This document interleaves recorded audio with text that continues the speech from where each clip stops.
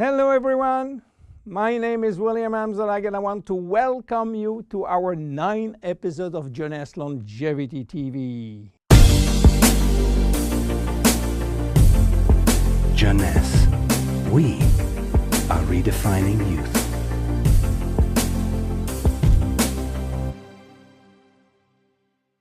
Obesity, or should I say globesity. Today, obesity is a worldwide epidemic disease. There is an outrageous eruption of a worldwide obesity even in the countries where not so long ago famine was the #1 health issue.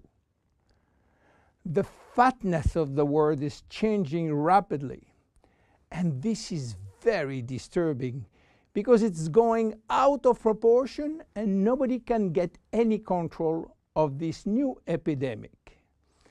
Many children become obese and then become obese adults.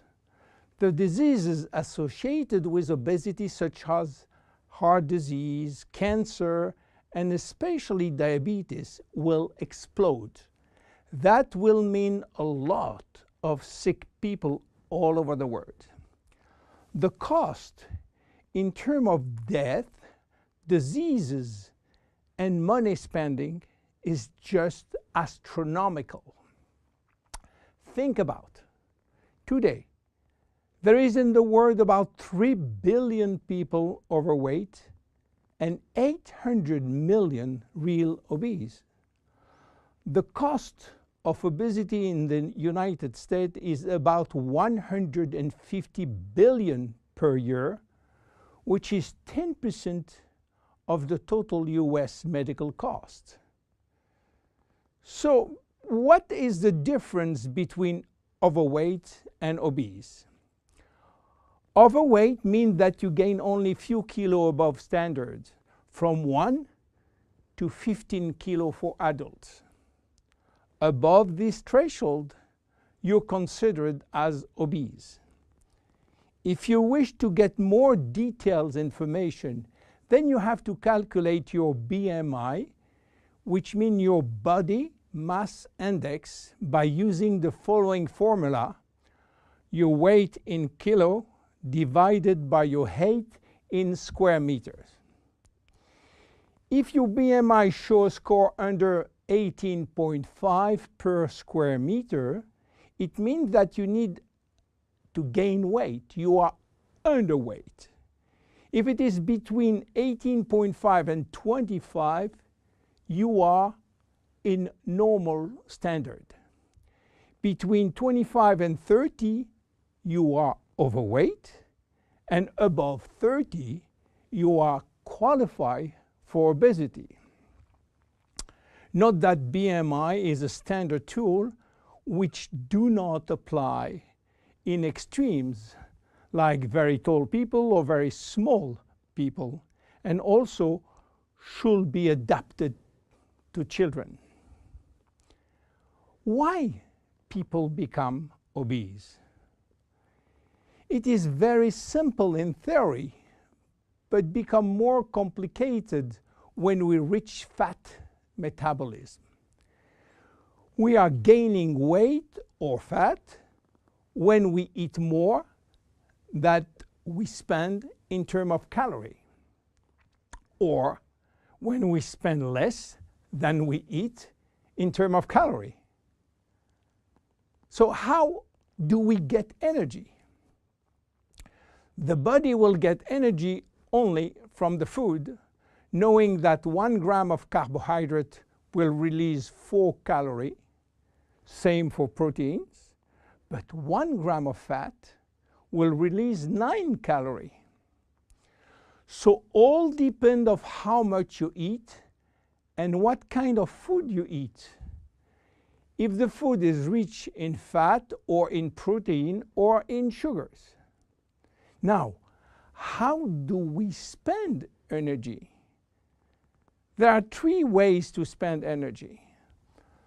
The first one is what we call basal metabolism, which is the necessary energy required to get our body working and all our million of chemical reaction working and working properly.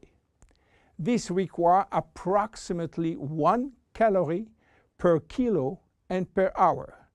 So if you weigh 60 kilo, you will spend in 24 hours 60 multiplied by 24 equal 1,440 calories per day. And this is good news because you have no control on that. The second spending is the necessary energy to fight against heat or cold. And these depend on the environment and the way that you are protected against heat or cold. It is called thermogenesis. And again, you have little control on that. The third one is the energy required to move your body, and that is entirely up to you. This is to say that physical activity is the only controllable way to spend energy. We will see later that this very simple way of gaining or losing weight is influenced by many, many other factors, and especially the control of fat metabolism by a sophisticated group of hormones. So why such epidemic? To understand, we have to go back 20,000 years ago. As surprising that it can be, our genes have not changed for the last 20,000 years. At this time, life for humans was quite difficult. In fact, life was based on food availability, and food was really available only during spring and summer. The rest of the time, no food, almost famine. Our genes has to adapt and to work in accordance with this alternance of abundance and famine, and they create a kind of energy storage. The fat cell was born. This cell has the capacity to store all kinds of energy derived from fat, from carbohydrates, and even proteins. It can increase 50-fold its size and retain energy in the form of triglycerides.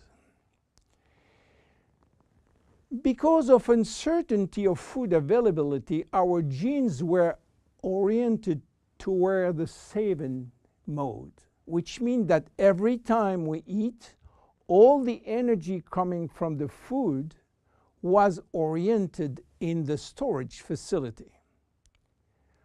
What happened 20,000 years later? Our genes are still oriented towards saving mode, but there is no more famine. On the contrary, the new society offers an extreme abundance of food rich in calories, and that all over the year. And guess what happened? Everything is going first in storage. And once in storage, it is very difficult to get out. You understand now why it is very difficult today not to gain weight or fat. But there is another factor. 20,000 years ago, in order to bring food at home, men were hunting, fishing, or climbing trees to get fruits. And that was a huge energy spending mode. Today, with the new technology created for lifting heavy items or escalator or elevator, we reduce drastically our energy spending. You understand now why it is so easy to gain weight or fat. What are the consequences of obesity in terms of health and longevity? To make a long story short, it is a disaster. Being and staying obese will lead to a long list of chronic diseases, including cardiovascular disease, diabetes, cancer, metabolic syndrome, and consequently a drastic shortening of life. That will not account for the uncomfortable physical, emotional, and mental consequences of being heavy for ourselves and for our relationship. In terms of aging, obesity is shortening telomeres, increasing DNA damage, and reducing stem cell pool. So what to do for reducing obesity? Obviously, it is quite difficult considering the worldwide effort of the medical community with so small results. Health authorities are repeatedly organizing campaigns to inform people about the consequences of eating too much sugar or fat or the lack of exercise. But the food industry until now do not help and still putting on the market food rich in bad sugar and bad fat. The first step is to be convinced that improving your lifestyle, which means improving your nutrition, your physical activity, managing your stress and your emotion, in order to stop impulsive eating, will be a very good action to preserve your life and your longevity. The second step will be to use specific food supplements to help managing your fat metabolism and rebuild the muscles that you lose when lacking exercise. This is why Jeunesse decided to create a new line of product specially designed to counteract craving, to help fat metabolism, and to reduce muscle loss. Be with us in our next episode dedicated to the Zen Body line. My name is William Amzalag, and I will see you on our next episode. Thank you.